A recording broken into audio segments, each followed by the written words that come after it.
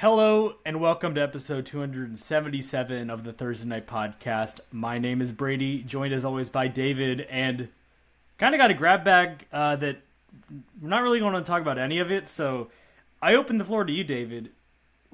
Georgia State football plays their senior day this Saturday against Marshall in Center Park Stadium.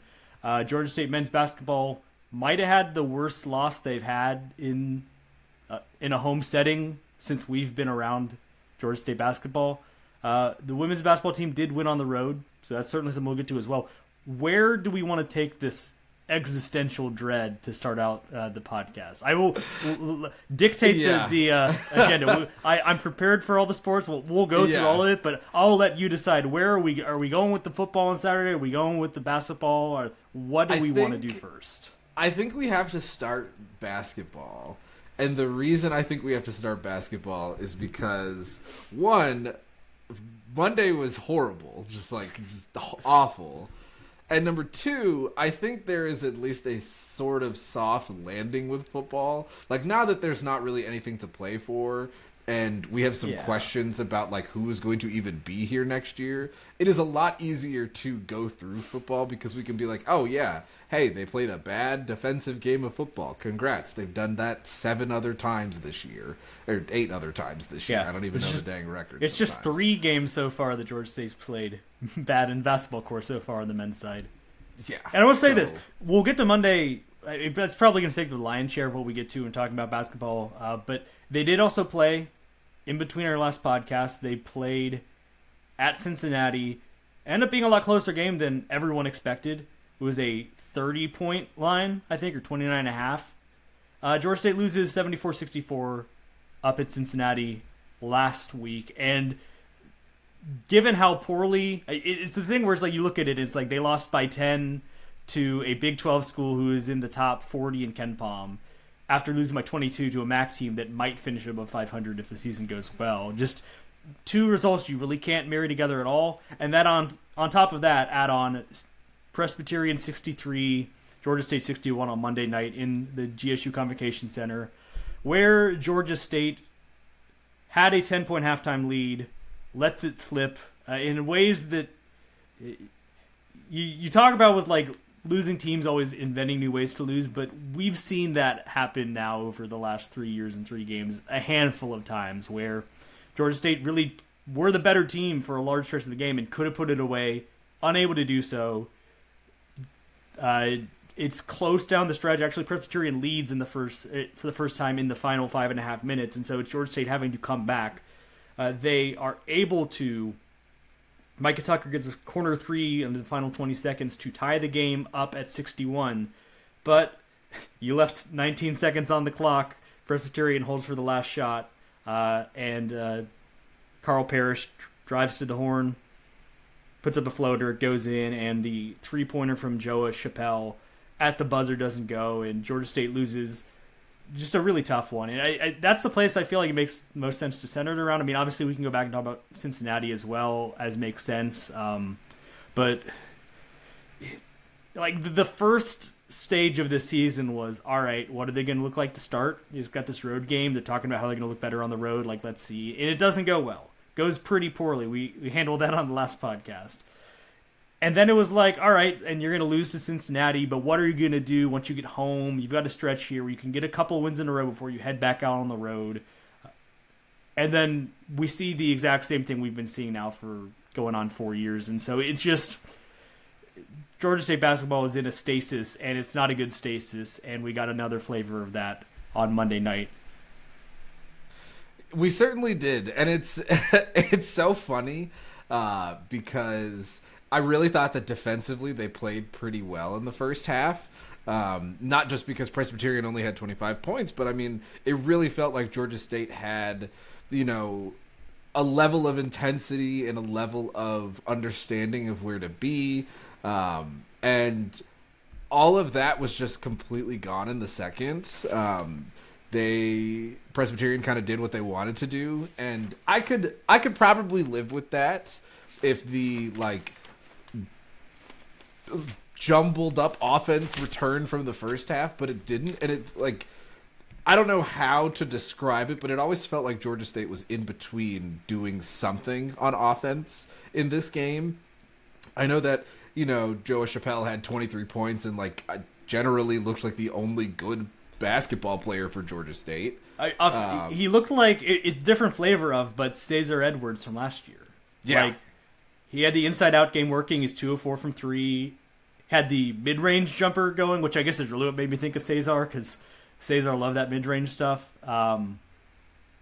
Nothing really you can complain about there. No. I guess we should hit at some point here. Still no Clash Peters, not on the bench area. To be determined was the answer from Jonas after the game on his status, so really no idea what's going on there still. But your down front court guy, Dennis Scott III, who played in the opener against Eastern Michigan, has been out the last 2 games. He was in a boot, so Jonas put that at maybe a week, 2 weeks from Monday, so maybe see him as they're playing in the MTE stuff in the middle of, or the end of this month. But he was not available. And then Ja'Kai Newton's back, makes his regular season debut, plays 16 minutes, 4 points, 1 of 6. You're looking a lot from him on the defensive side more than the offense, but he's easing into it again. And then Jelani Hamilton goes down after 4 minutes. I will say on Newton, I had some issues with his defensive abilities, but I will 100% give him some grace because he's getting his legs underneath him. You can visibly see he's still getting back up to it, which understandable, and he's working back from the same injury that'd been bugging him. I think it's the same thing between the 2 years at Indiana. So it's been a long journey back, and you weren't expecting him to be exactly ready to go immediately, and they've clearly been easing him in. But yeah, Jelani's the other one who in this game, he gets 5 points early, and it felt like kind of you're setting up for a typical Jelani game. He had 26 at Cincinnati, so he was pretty quiet against Eastern Michigan, but it looked like he was getting back into his rhythm against Cincinnati. Maybe not the most efficient, but 26 points is 26 points. He's getting the line of making shots, which I think is another important thing that as he gets his health back, that whatever this team is going to be, that's going to be a key factor of the offense because it's not a very good offensive team, and he's kind of the catalyst there. All that said, Jelani goes down about the first media timeout time, doesn't come back in the game. You still scored 35 points in the first half. You're up by 10. It was, like you say, it wasn't textbook, every shot was well-worked and it was obvious, this is really good flowing offense. But the fact of the matter is they're putting points up. And so second half flips on them. They shoot 36% as a team, 2 of 10 from 3. Do not get to the free throw line very much. Only 6 attempts in the second half, 4 makes. It got noticeably worse, but it's I don't think you really just say it's because Jelani left the game. Yes, you would like to have had him out there in crunch time. We need baskets, but clearly you found a way to operate without him. And if this is lingering, this week is Fort Valley State, so you really hope that's not the type of game that's going to matter that Jelani can't play if he can't go again. But it's not good enough. It's not. You can't just lean on that as the reason why. Presbyterian's mounting, clearly grabbing momentum in the second half, and you can't muster much of anything on offense. And you bring in Ayuba Berthe, Isaiah Sherrard, kind of as the idea being them being your shooters. They both went 0-4 from 3 in this game. And there were some good open looks there that just were missed. And it's just kind of at a certain time, you need your guys out there on the court to make the shots. And there's certainly a lot that has to be done to set them up to be in good positions, and I think we're still seeing that it's not an offense that is designed all that well. But there were also moments that you just needed guys to make shots, and that wasn't happening. And I think that the reason why you're discouraged, even by how well the defense played in the first half, is it's kind of it clearly fed in the second half to them sinking a little bit. When they weren't making shots, it was feeding into the defense. And this is a improved defensive team, I think, from last year. Might even be the best defensive team Jonas Hayes has had when all said and done. The metrics aren't there yet, but I think down the line it could be. But it doesn't matter if you don't play 40 minutes here. And they were just far too lax down the stretch in this one. Presbyterian is 5 of their last 7, including the game winner. And it just didn't ever feel like they were trustworthy to get a stop in the final moments, which is not where you want to be when you're supposed to be hanging your hat on defense. Yeah, and what's very frustrating is I think there is some talent in the bigs.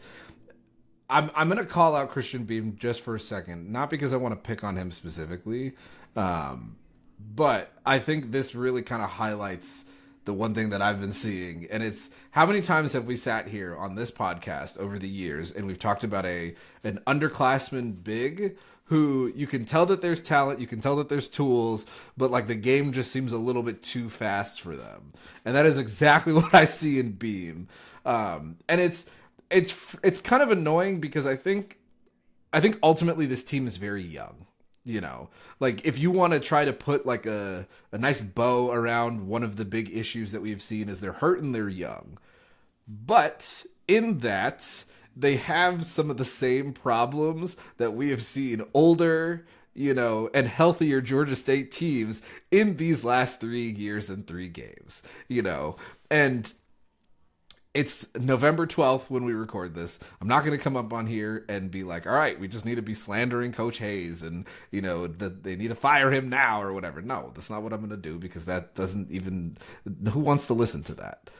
But I mean, the way the season has started is called it. If you were out there saying, should they brought him back for year 4, you are not suddenly thinking that you were wrong in your thoughts that they should. Sure. Absolutely. Like the thing that the burden of proof has been on Coach Hayes to show like this is heading in the right direction, and that has not happened yet. Not happening at all. And like the thing that I was just so stuck by in this game specifically was just how there is nothing that comes easy on offense. Like yes, they scored 35 in the first half, and that was great. I like don't even want to sit there and say that it was good offense though. You know, I mean, yeah, you had Chappelle. He was like doing pretty solid. You know, Malachi Brown had a good first half. He had 6 points. You know, other guys like kind of got involved a little bit, you know, but then in the second half, all of that went away.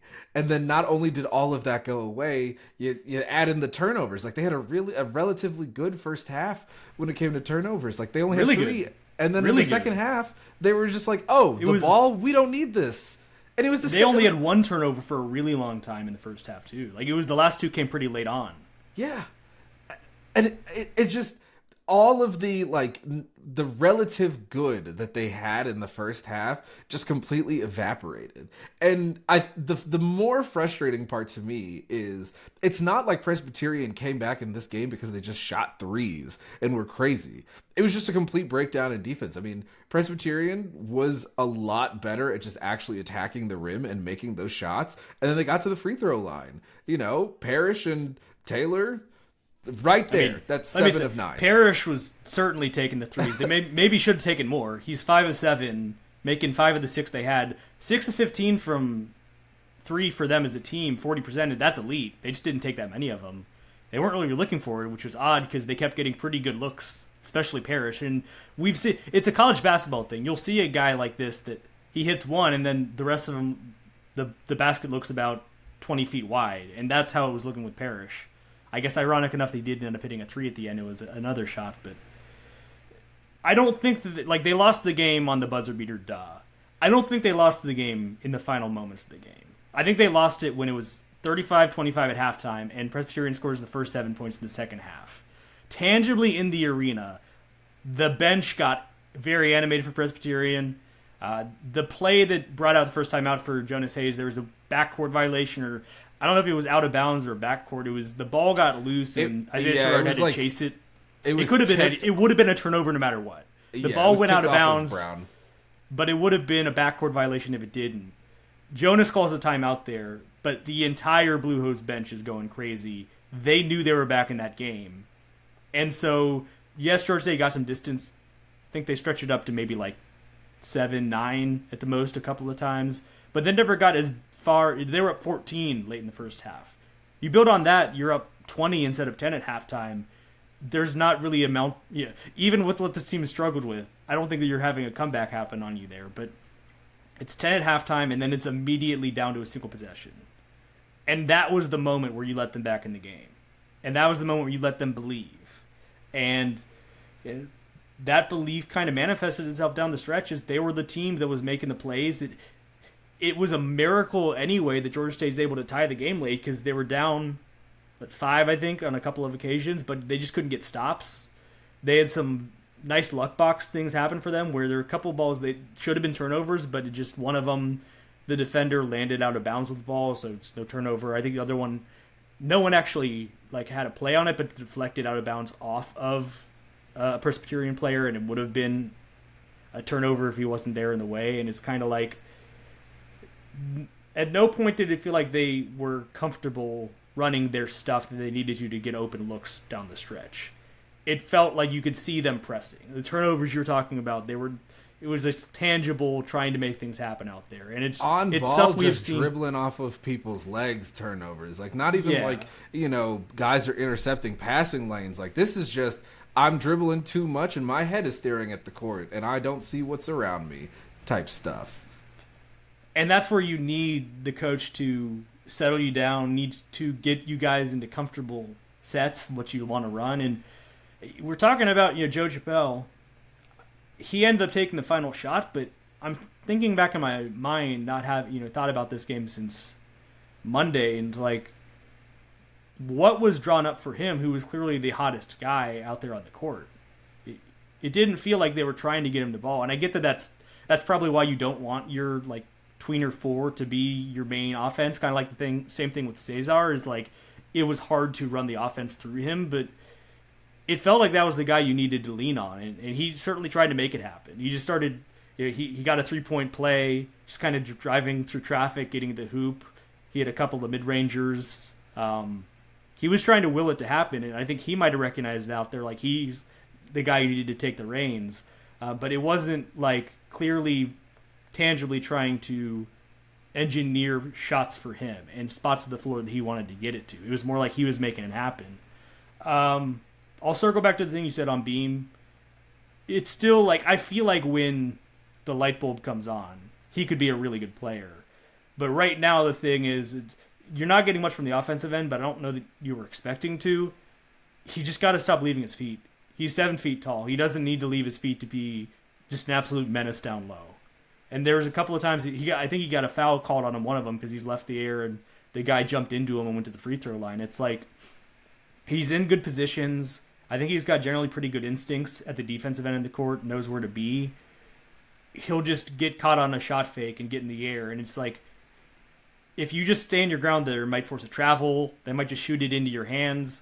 There was one play where he got a deflection that hit off the scoreboard above the hoop. And it's kind of that's because you're 7 feet tall and you hit the ball in the air and it can just fly a mile in the air. I think you just got to find a way to get him to lean into that, because I think that will be something that will translate for this team. And look, 64 points is the most points they've scored in the game this season. And that happened against Cincinnati, by far the best team you've played. And I understand that some of this is game script and that one was maybe a bit faster paced than the other ones you've played. But this is a team that hasn't scored more than 64 in a game. They're averaging, I think, 59 through 3 games. And that's going to go up because they're about to play Fort Valley State. And whatever happens in that game, I think they'll probably score in the 70s or 80s at a minimum. Please. Or different conversations need to be happening. But I think this team, in theory, could lean on their defense first. They're getting turnovers. They're playing passing lanes, to the point you were saying earlier. The turnovers they were forcing were they're jumping passing lanes, they're getting aggressive, they're making plays happen. But the offense can't be this low. You've got to raise the bar from not even averaging 60 a game to give the defense a shot. And then you can't have the lapses like we saw in the end of this game defensively. If you're going to have that be what you do, it's got to be what you do all the time. And this is going on a 4th year where Jonas Hayes has preached that kind of stuff, and we just haven't seen it in practice. It's the closest we've seen it through the early part of the season, as far as I think this is a team that wants to be good defensively and is capable of being good defensively, but it's still not the consistency that you're looking for, and it means you're losing games like this at home, which, especially in the moment, but just if you're looking big picture, you shouldn't be losing. No, you shouldn't. You can't be losing. Yeah, I was surprised to see that the rebound margin was 0, because, one thing that I think that Beam could improve on just a little bit is kind of having, and it's going to come with time, so I don't even say this to be on him like I did the other comment. Sometimes I feel like he's a little bit out of position on rebounds that it doesn't really make sense. Maybe that's just get one of those. Baseball has pepper. I don't know what basketball has, but just to have somebody throw a ball at the backboard or something and just chart rebounds, I think they have a thing that you can like block the hoop. Right? Yeah. Like, okay. I can't remember if that's actually. I'm pretty sure they run those drills. Yeah. Okay. Just something like that, because I think that'll help that situation. And I think, now that I've talked myself off the ledge, that there are certain things that can be improved. The question is, have we ever seen Georgia State improve them throughout the course of a season under this staff? And the answer is no, unfortunately. But I do think, like you said, there were things that they did defensively that are encouraging, especially because I think, historically defense lags offense a little bit when it comes to college basketball. Teams usually are a lot better at the end of the season as it relates to defense. So hopefully that can continue moving forwards. They really only had one truly bad defensive game, and that was against Eastern Michigan. The percentages were just fine. Rebounding. The rebounding killed them in that one. They just gave up a lot of offensive rebounds, and you got to get, like you say, there were things that I looked at heading into this one that was like, okay, you've been abysmal shooting twos, got to get better. It was like 46% as a team, which is still not where you want it to be, but it is a world different than it was in the first two games. So you improved there. It was kind of, all right, they've been a good rebounding team. Presbyterian, that being. Like, watch out here, you've struggled here. And they played them even. They only gave up 9 offensive rebounds, which single digits, certainly an improvement off 21-22, whatever it was against Eastern Michigan. They did things in this game that were better, and it was like, if these are the things that improve, you feel good about their chances in this one. And they still found a way to lose it. So that's the tough thing, is like, even the things you can single out as positives, it wasn't enough, because there's other stuff that's just been fundamentally wrong with this team. Inbounding the basketball still remains a challenge, which just confounds me.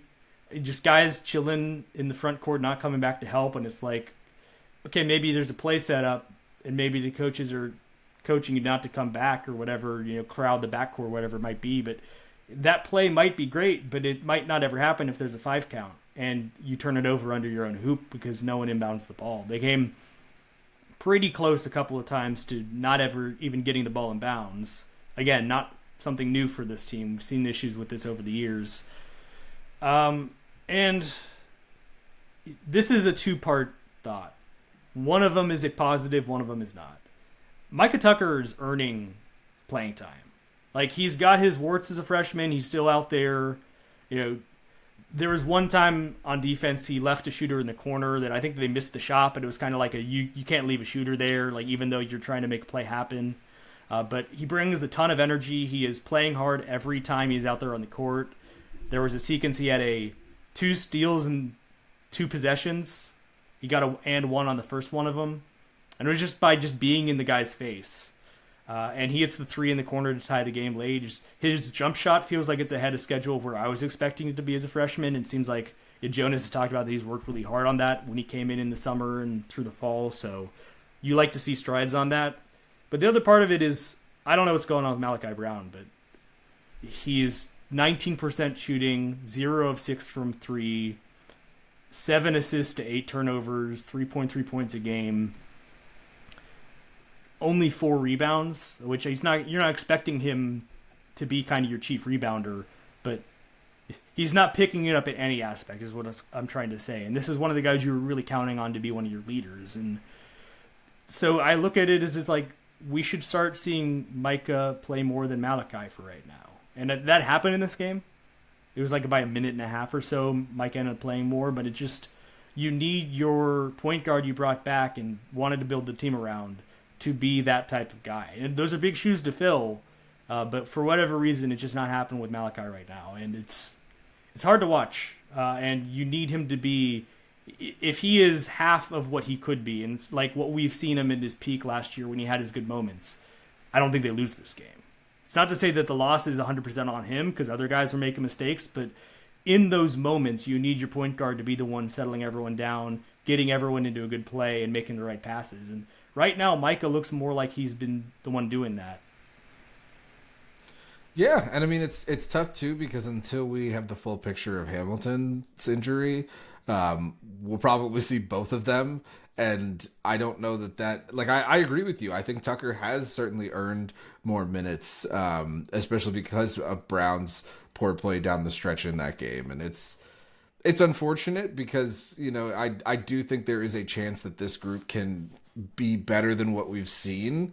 But the vibes are just bad right now, you know? I mean, I don't know if you want to like take anything too much from the Cincinnati game, but you can see that they clearly can do things differently, you know, and they're clearly able to affect other teams' ability to shoot open shots and get good looks. I mean, Cincinnati was 7 of 31 from 3. You know, they didn't have like the absolute best day from 3. That's a 23%. I have a million tabs open right now. I'll get that box score put up. You can keep talking. They didn't shoot well from the free throw line, but obviously they shot 26 attempts. So, you know, they clearly were getting to the basket. But, you know, if you can hold the team under 30 from 3 and they're shooting, you know, 31 attempts, like that's a good day. Georgia State, in terms of the actual baskets made, were very close to matching, you know, Cincinnati. So that part wasn't really where Georgia State kind of lost this game. -5 on the glass, not that bad when you're factoring in who you're playing. Exactly. And they lost by 10, you know? I'm not saying that every single one of those 5 would have turned into a 2-pointer, but like you can kind of stretch out and see where some of the pressure points are here. Obviously the turnover's too high, you know, but they still forced a ton. So you can kind of live with that.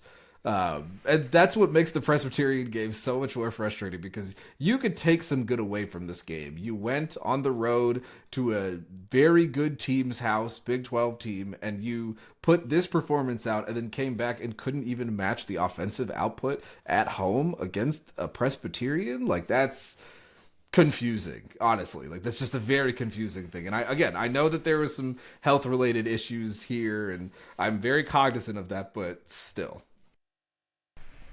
Yeah, and they jump out to a 12-6 lead in this one, just kind of were the aggressors early on, which has been a different struggle that Georgia State has had in these games. So you take that for sure.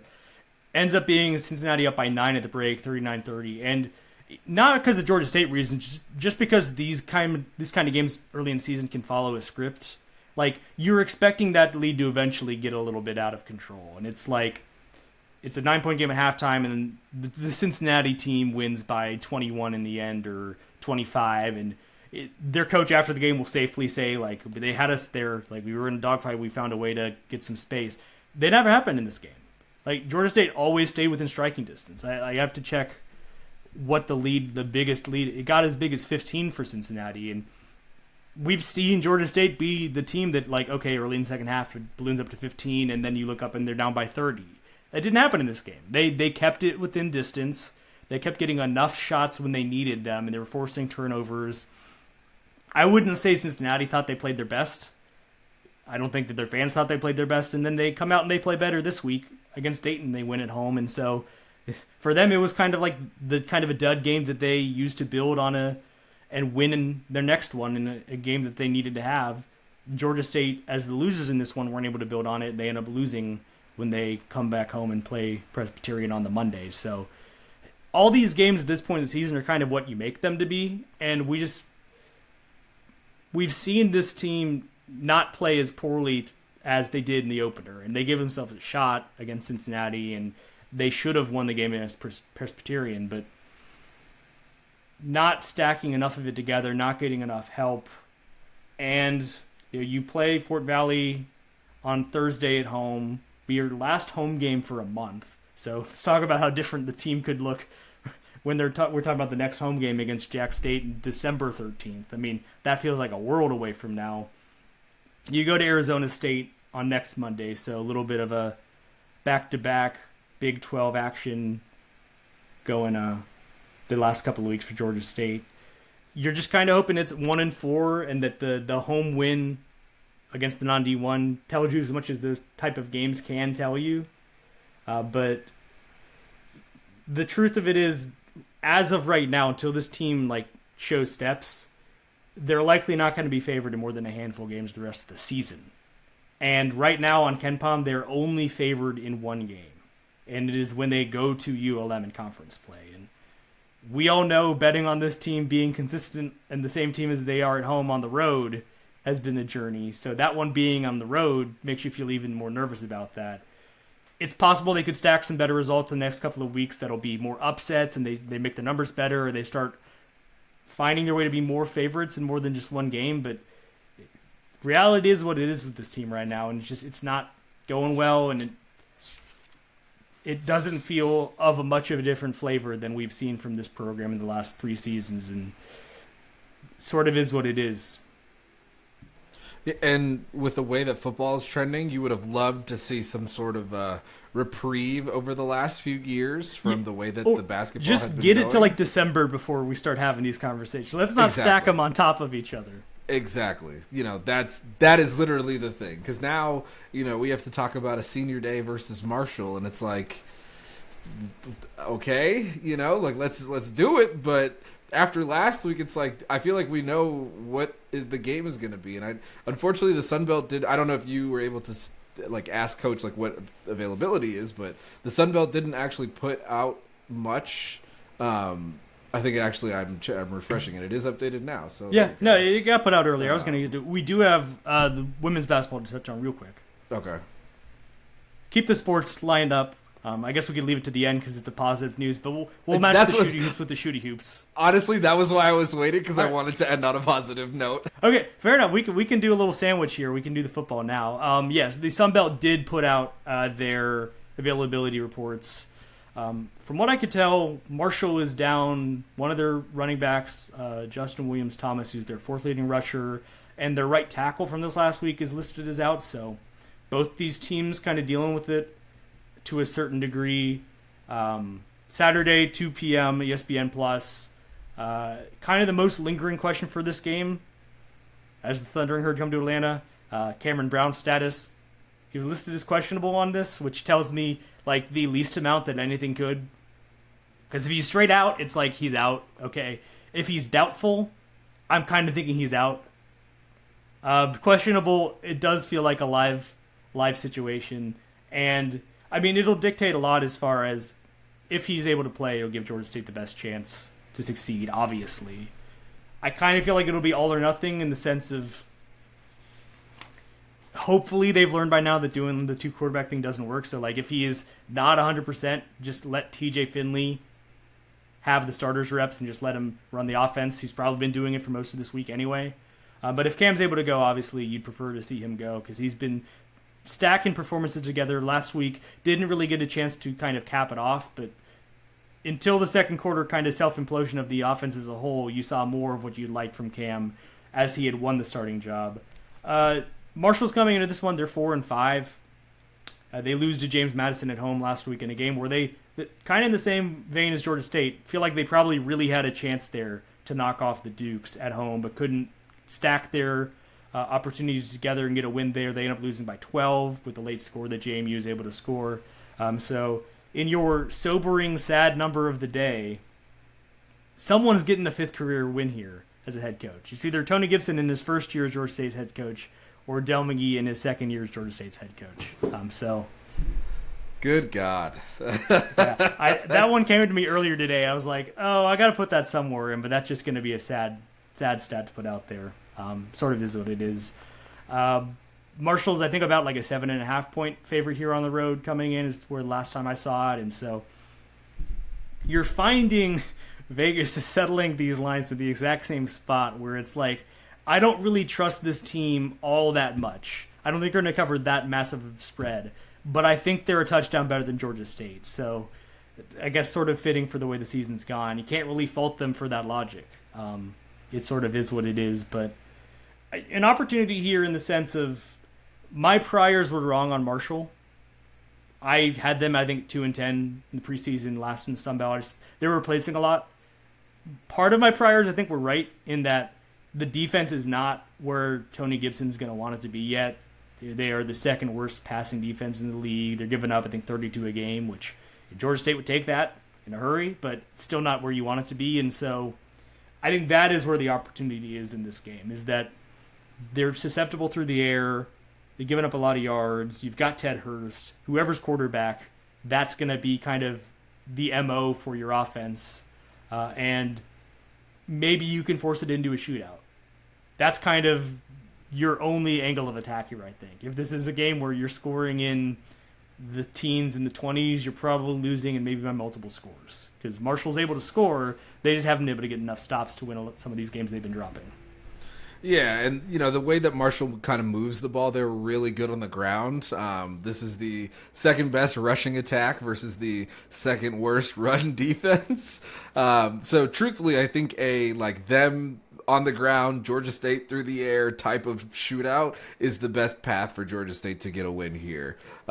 Because other than that, I mean, Marshall, 263 versus Eastern Kentucky on the ground, 245 versus Louisiana, 223 versus Old Dominion, 279 versus Coastal Carolina, 248 against James Madison. And again, this was a Coastal Carolina team that just ran for 300-something yards on Georgia State. So clearly Georgia State has had issues shoring up the run at this point in the season, to say nothing of their struggles earlier in the season and defending the pass.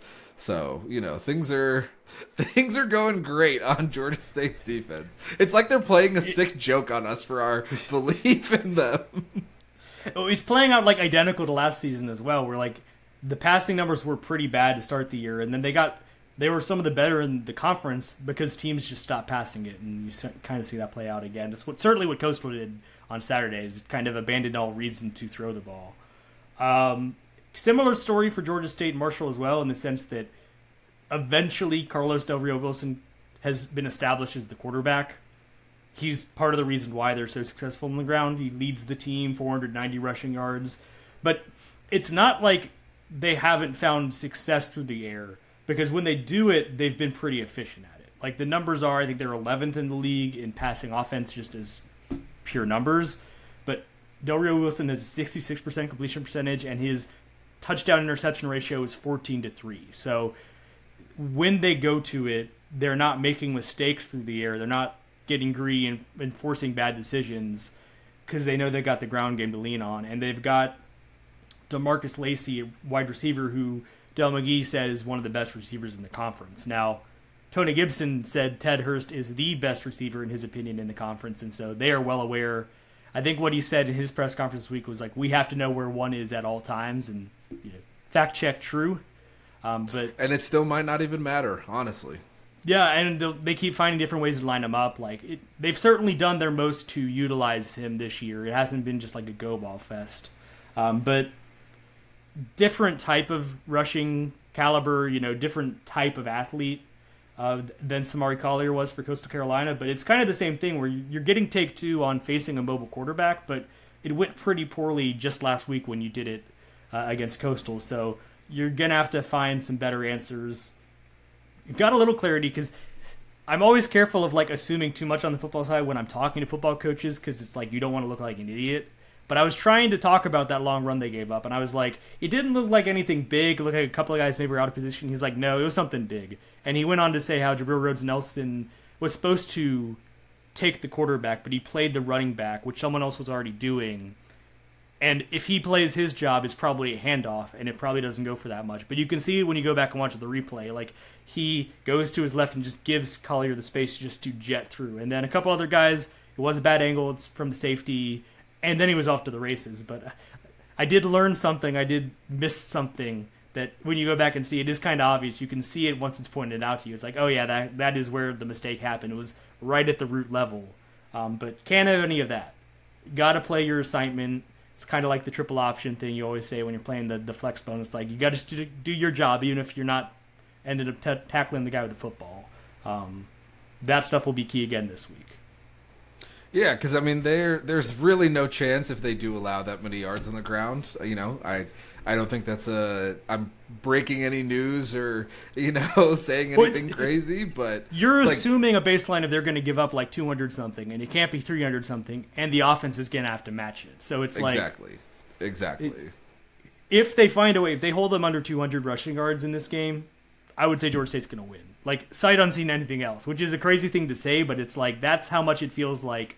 That's just going. The baseline for me is it'll be 212, 5 yards a carry and on a bad day. And Marshall might have the capability to make it worse than that for you. So, yeah. I think offensively for Georgia State as well, just continue to feed Jordan Simmons, It doesn't really matter what quarterback is there. I recognize that Marshall has a good run defense, but the last 2 weeks, I mean, we're looking at 31 carries and 170 some odd yards, That's like 80% of his entire season usage up until that point. And it's been good. Like it's not a matter of like, he averaged 5 yards a carry last week, and I think they only had 130 yards as a team, something like that. So it's clearly working. Something has definitely changed with their ability to run the ball, and I don't think the answer is just that Brown has been under center and they're running the ball. Like I don't think that his case in ability point, to scramble. He wasn't doing that last game, and Simmons had the best rushing game that anyone's had. Exactly. For Georgia State running back this year.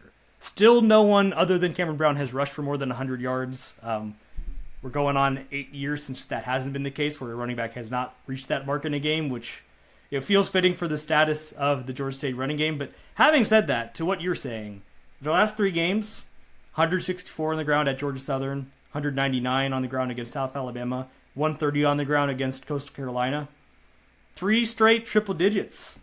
That is certainly a sea change to where they didn't hit any of those numbers combined in the 3 games prior, where it was 32, 37, 54. And the average per attempt, I mean, it is starting to look like what we would expect from a Georgia State. And they're doing it more. They've hit 34, 37, 37 rushing attempts the last 3 games. And that's even when you were chasing the game pretty heavily against Coastal. You still found a way to get to 37 runs.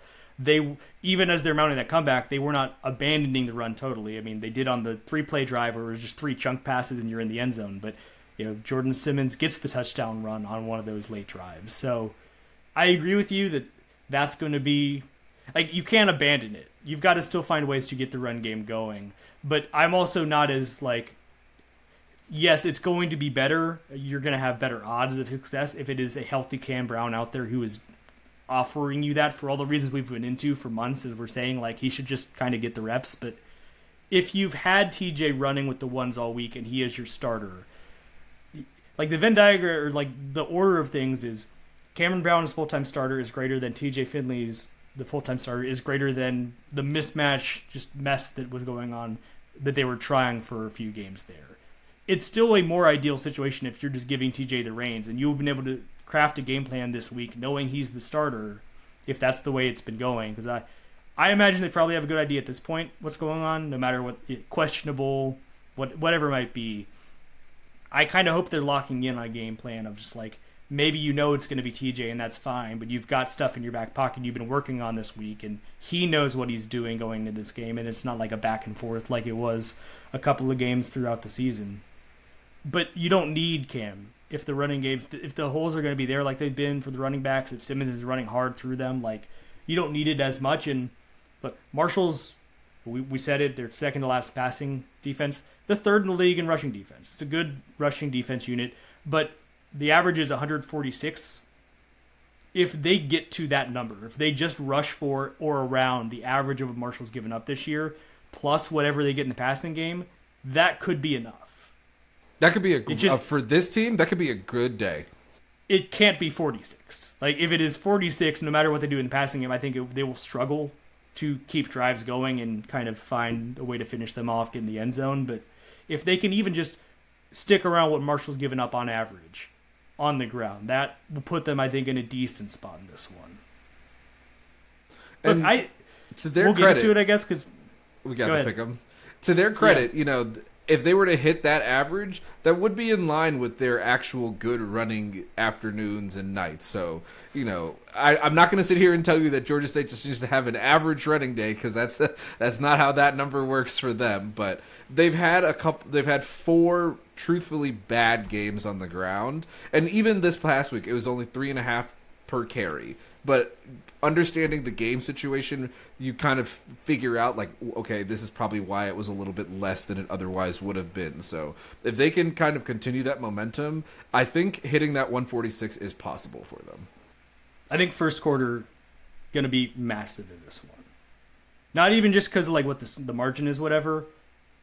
they've said a big show this week. Dell's talking about, like, let's send the seniors out the right way and all that stuff. I mean, it's what you hear every coach say every senior day. It's not like it's a new formula he's leaning on there, but, like, do they come out of the tunnel ready to fight? And do they they don't have a bowl to play for. They just lost another game. Still haven't beaten an FBS team. What is their motivation? What are they going to do to come out there? Because they could easily go 3 and out, give up a score, go 3 and out, give up a score, and then, it's 14-0 game halfway through the first quarter. We kind of know how this is playing out. So I think it's going to be really important, as it is any game, but I think especially for this one, like, how they approach getting ready for this one, being ready to hit the ground running. Because, one, points might be at the opposite of a premium, and it might be you're just having to catch up the entire time with what Marshall's doing. Fire sale. But the other part of it is just you want to see still. It's kind of the same. We're going to keep being a broken record on this because we really are trying to assess, like, the reality of where this program is heading into the second offseason under Del McGee. Like, how much they're still going out there and giving it their all and not letting the results and how they've gone sway them and not giving 100%. That hasn't been the case yet.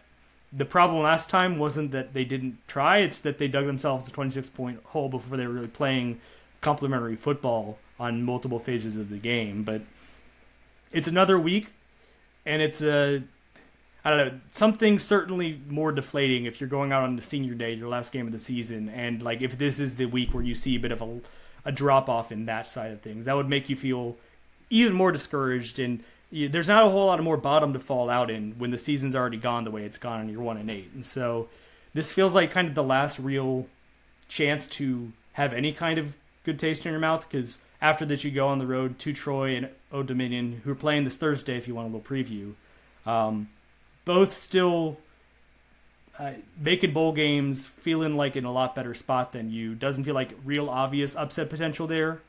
Like, this feels like this is obviously is your best winnable game left. And you're still looking for signs of positivity, growth going into the offseason. And at this point, that literally is wins for this team. Like, we've done the thing where they fight hard, whatever. Like, you do need to start seeing them get stuff in the win column again. Yeah, I mean, outside of predicting wholesale changes, we will just have to wait until the end of the season. But there are certainly things that they can do to, kind of calm some of our fears.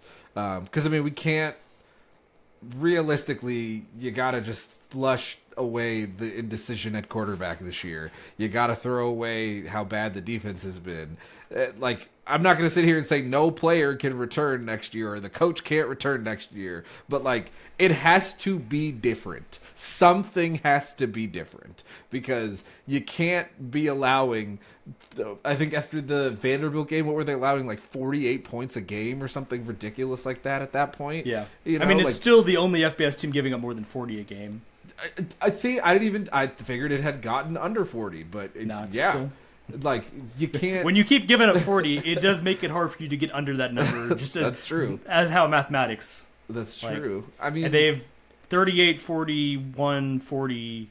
They've been on a run of, and then another 41 against Georgia Southern before that too. So, like, and this might be another week where we're saying the baseline might be keep it in the low 30s, not the high 30s. Just because Marshall's got a good offense, you're not expecting to come in and shut them down. Now, if you do that, surprise everyone.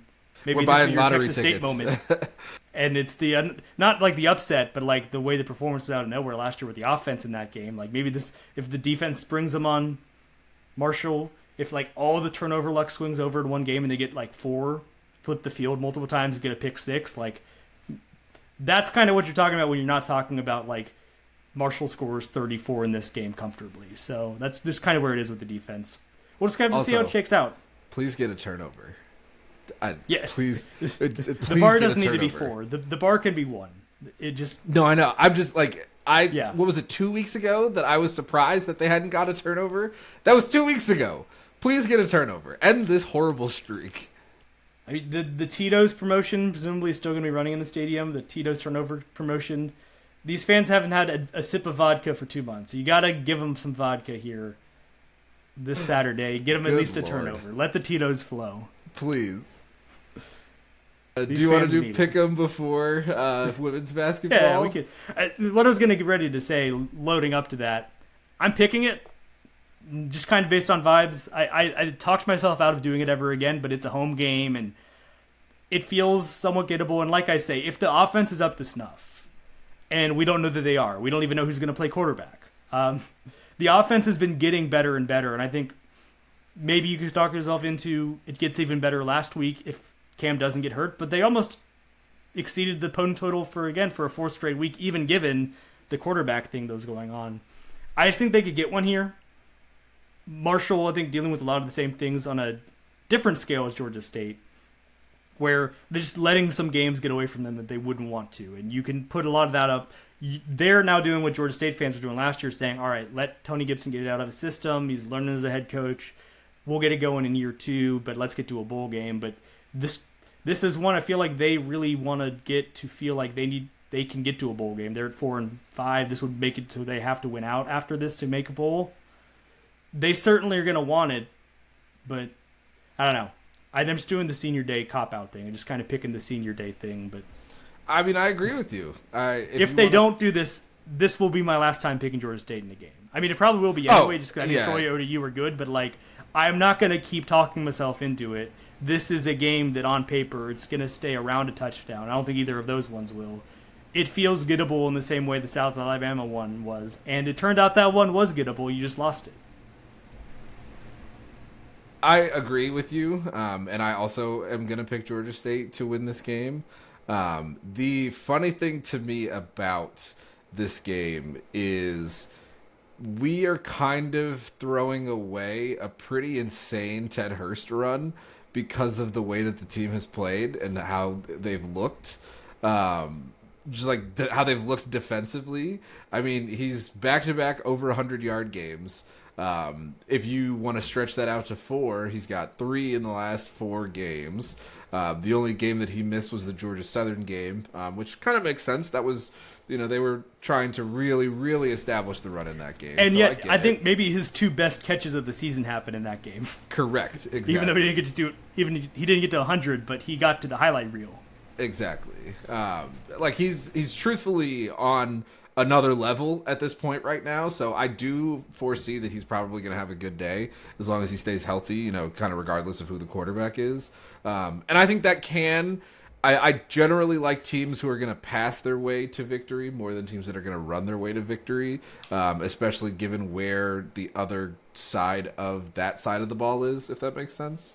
I mean, not fundamentally what you'd think, but like with this team right now, it's like, yeah, just go play arena football. Like, just put up a bunch of points. Like, run where you can, but the days of, earlier in the season where you're like talking about establishing the run game is like your identity, that's going to be a year 3 thing or year 1 for another coach. Like, clearly this isn't going to be what this team makes their bacon on. You're going to have to get the ball to number 1 a bunch of times. It's what the formula is started with, and then you have other guys open up on top of that. Grant Hollier's having a hell of a freshman year. Yeah, he absolutely is. I mean, I don't think we thought that, he would be able to replace Cam Howard, Overton Howard, excuse me. But he's done a hell of a job. You're absolutely correct. So, yeah, I think we're both kind of sniffing around it in ways that probably we shouldn't on a 1-8 team. We're not big time enough that this is going to be like the graphic. Also, there's no logos, so it's not going to be like the graphic. Correct. No one's picking Marshall here. It's, although if we get clipped, we made the big time there. I'm fine. If someone comes across this and clips it, feel free. Yeah, that's fine. Riding with a 1-8 team is certainly a choice that we are both making. But the line, I don't know. On their best day, this Georgia State team is at least can beat a middle of the pack Sun Belt team. They have not been on their best day hardly all this season. So picking it to happen on Saturday is maybe wishful thinking, but I think it is a gettable game if the Cards play out their way. And certainly one I think they'll need, because I just don't think you can go into this offseason 1-11 with no FBS win. Like, that is just... That's a no salvage type situation. But yeah, like I think you can make an argument to not do something if they are able to get to like 3-8 or something like that, or 4. 3-9, sorry, and 4-8. But like, I'm all for canceling games at this point, but I don't think that's going to happen. I meant to add FBS at the end of that, so I forgive me. That is a way to get to match your win total, but have a better win percentage. But I don't think that Old Dominion or Troy are going to go for that. Yeah, I don't think so. They either. need the games too. But I really agree with you that 1-11 is just there's no coming back from that. So I really don't think that you can do that. We can go kind of rapid for this because I don't. Yeah. Is there any dissension? No, we're all picking there the same isn't. This week. And I think the issue is I feel like this is a week where the teams that are playing for something are really playing for something. Troy Old Dominion tomorrow. I quoted you. I meant to pick South Alabama. We'll leave it in, you? but oh, okay. No, we'll leave it in. It's on screen. It's been on screen for like 3 minutes now. So yeah. Troy Old Dominion is going to be good, but I think that Old Dominion is going to be a little bit better since I like their offense. I really like Coastal's offense right now. Georgia Southern's defense isn't really doing anything, especially against the run. Special. Like they did a lot better against App State, but App State kind of shaky run offense, and like you say, I mean, I was like one of the most out on Tim Beck earlier in the season. It felt like it wasn't going anywhere, but they found it with Samari Collar, and that offense is cooking. It's in Statesboro, and so normally you'd give a little edge to the Statesboro, the home crowd there, but I just think Coastal's a better team right now. And they're still win out and get to the final week, and you can ruin James Madison's season and win the Sun Belt East. So it's still all out in front of them. Feels like a moment they can at least get over the edge. I was surprised that they are not favored, honestly.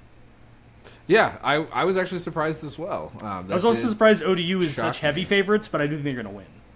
It's like a 9.5, 10-ish. Like that feels pretty heavy. Feels a lot. That's like gold for Jared Parker to be like, no one believes you're not going to do this. But I also don't believe they're going to do this. Love a coach who can take anything as a chip on their shoulder. And we both have Georgia State. Again, another line that was bigger than I was expecting. James Madison is a 20.5 point favorite at home against App State. This would be a really funny time for App State to do it again. And of any program in the Sun Belt, you'd give them the most chance of this because they keep doing it. They did it at James Madison the last time they played in Harrisonburg. I think the mountain's too heavy to climb here, too high to climb, whatever. And yeah, we both like Texas State to lose. Can I ask the obvious before we get to Texas State really fast? James Madison has App State. They've got Washington State and Coastal. If they went out and assume they beat whomever comes out of the West, do you think there's a chance that they could get in? I mean, they can get in. It's going to depend. I think if South Florida wins out, then they're done because the committee has shown that they like South Florida more. But like the more these American teams cannibalize each other, it doesn't feel like James Madison's that far away. I think, was it AP that ranked them? I think so. CFP did not rank them, but the AP did. So they're sniffing around it, and it feels like the hierarchy's been established. And I think former guest on this show, Katie Harper, who covers JMU, got a question in about James Madison. That the committee doesn't love their strength of schedule, is what's holding it back, and that the committee is established. Like I think they got asked, like, what are your thoughts on the G5? And they like say that South Florida has established themselves above the rest. So it's going to be down to winning out and hoping someone nips the Bulls. Yeah, that's fair. I don't think they thought that Liberty would be. Mountain West is out. So. Conference USA, I think, is out. Specifically, also, if James Madison is winning out in this scenario, then there's no one there that can match what they've got with the one loss. Really would have behooved them to get that one over Louisville. Seriously. Really would have helped them out. Also would have helped them out if, like, Georgia Southern was as good as expected and Liberty was as good as expected. Like, their strength of schedule should have been better than it is. Yeah. But I mean, other teams were not as good as predicted. They beat those two teams, Liberty and Georgia Southern, by over 2 scores. So you play who's on your schedule, but you're right. I think the who on their schedule would have helped them more had they kind of lived up to their end of the bargain. So, just curious on your thoughts about that because I didn't realize that they had such a. I mean, Washington State is obviously James Madison didn't look great against Louisville, but Washington State is in some version of not great right now, and the vibes are pretty terrible there as well. So. But hey, they played Ole Miss close, so they will always have that. That makes one of these teams we've been talking about. Should also mention, I guess, who is it? Was it the Citadel? Played Ole Miss closer than Georgia State by a touchdown. Yes. No, Ole Miss called off the Dogs, but that is a tough vibe to swallow there. I'm off Texas State. I'm 100%. off. Maybe they're just 100%. going to go winless. They're getting into fights after the game with Louisiana. Players on both teams getting suspended. Pretty rough look all around. But Southern Miss in control in the West. They're at home here. I think they get it done in Hattiesburg. And I meant to pick against ULM just because I don't trust the quarterback situation there. I don't really know who's playing it, namely. So that's a real problem, not knowing what the quarterback is going to be for the Warhawks. But I also don't think South Alabama, like, they could walk into this one and just get, like, walloped because what do they care at 2-7 going to Monroe? Like, we've seen better teams with more to play for lose in this spot. So, on principle, I'm glad I'm sticking with the Warhawks. I want them to get it done here. Get to 4 wins, still keep the eligibility alive. In which case, I think they have Texas State after this, and then they finish with Louisiana. So, it's setting up for, like, so you're saying there's a chance, but they need this one to get there. It's Georgia State 2015 coded. Look at this. This is incredible. Though they have been here before last year and did not finish the story and lost to Louisiana, I think by a good margin, and ended up going, 5-1 to 5-7.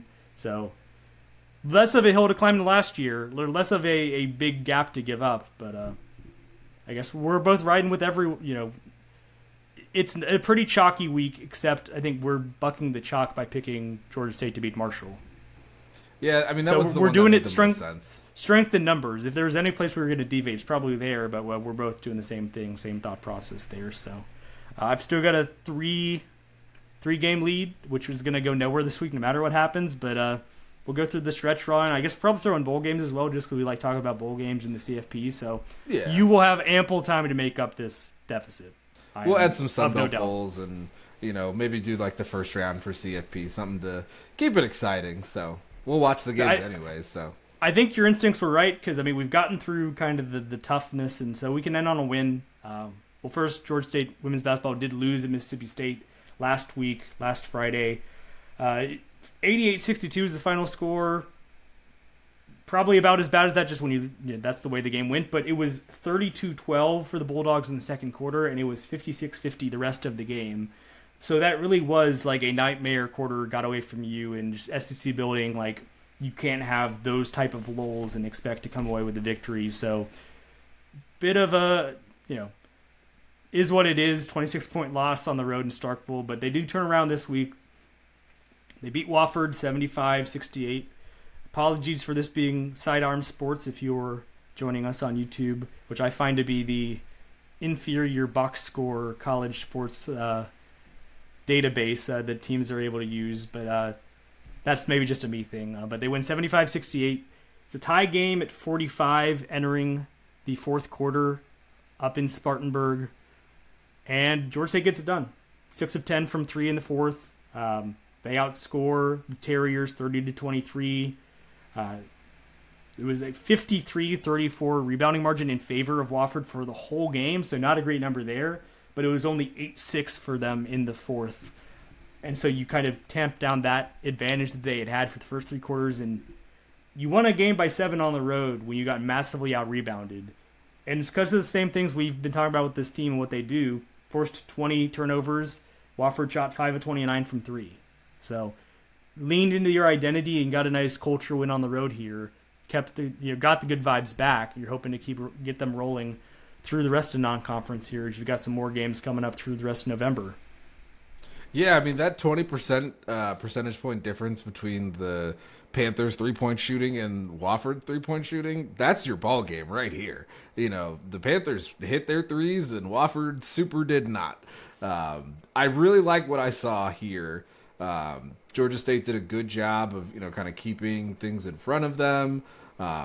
You would certainly love some of their own percentages to be a little bit higher, but a 7-point road win is a 7-point road win, and you definitely take those, especially when you need a track meet in the fourth quarter to kind of get there. So back-to-back really good games from Crystal Henderson. Just kind of what she does. I wish she could just share some power with the men's team, that would be she's so sharing lovely. Power with the team she is on, because Mississippi State, she scores 19. It's on 6 of 11 shooting.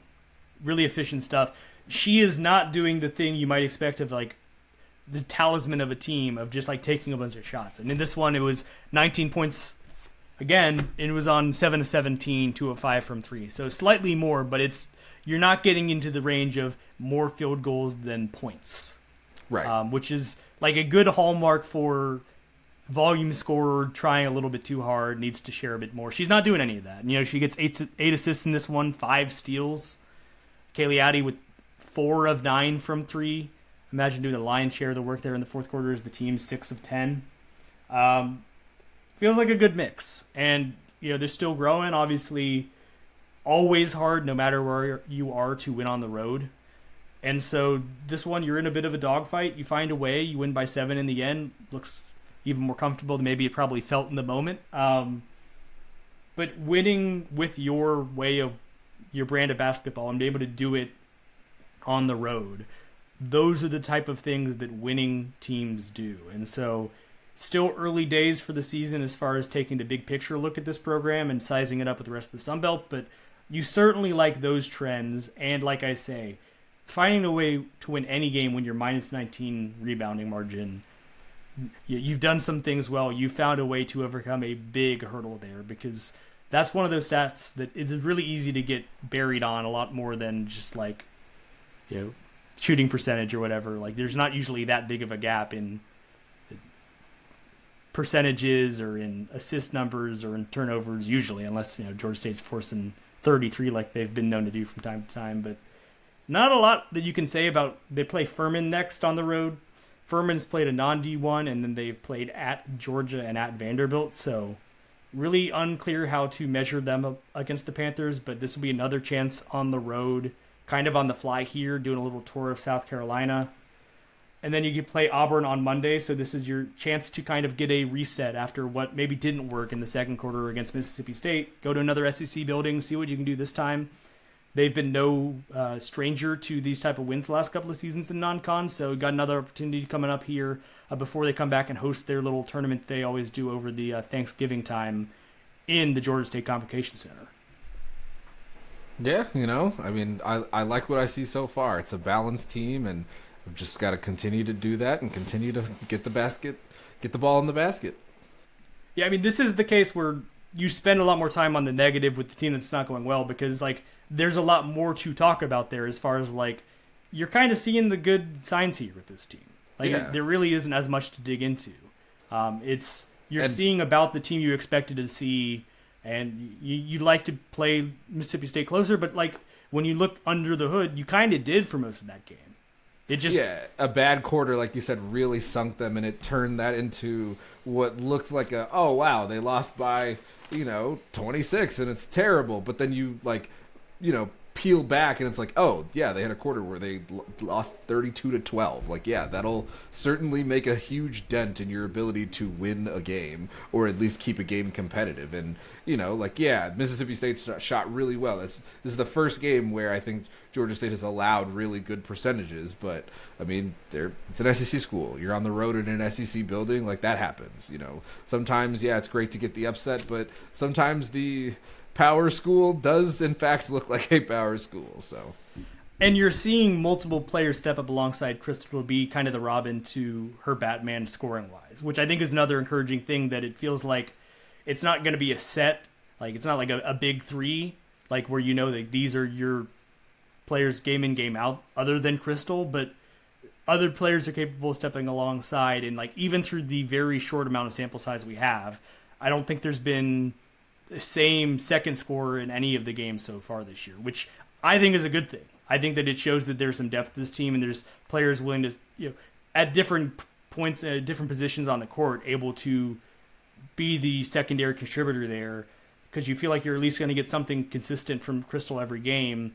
You got someone else who it can be their day that can help really make the difference. And so that'll be the thing to track going forward, is kind of, we start seeing someone start to emerge more from what they have so far? Do you see more of this from Addie in the next couple of games, where she's just lighting it up from three and really providing a nice foil on the outside alongside Crystal?